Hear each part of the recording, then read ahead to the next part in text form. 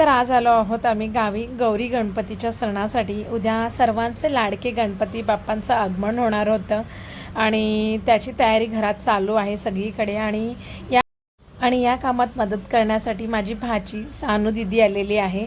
आणि दुपारचं जेवण झालं, थोडीशी विश्रांती घेऊन आम्ही लागलो डेकोरेशनच्या तयारीला लागलो आणि तेव्हाच पप्पा, रुईश आणि हे माझे मिस्टर तिघं मिळून गेले गणपती आणायला आणि आम्ही इथे डेकोरेशन करतो। तोपर्यंत आईने पूजेसाठी सगळं लागणारं जे सामान आहे त्याची जमवाजमव केली। गावात आमंत्रण देऊन आल्या आणि ते गावात आमंत्रण देत आहेत तोपर्यंत आम्ही सगळी तयारी करून ठेवलेली। बाप्पाच्या वेलकमची तयारी झालेली होती, आमचं डेकोरेशनही करून झालं होतं आणि थोड्याच वेळात आमचे लाडके गणपती बाप्पा येणार होते आणि थोडासा पाऊसही सुरू झाला होता।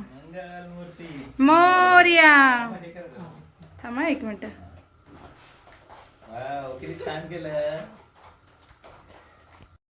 तर इथे आपले लाडके गणपती बाप्पा आलेले आहेत आणि गणपती बाप्पांचं छान असं वेलकम झालेलं आहे।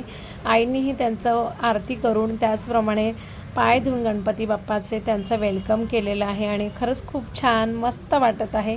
आता 1.5 दिवसाचे गणपती आमच्या घरी येतात आणि त्यानंतर गौरी माता येते।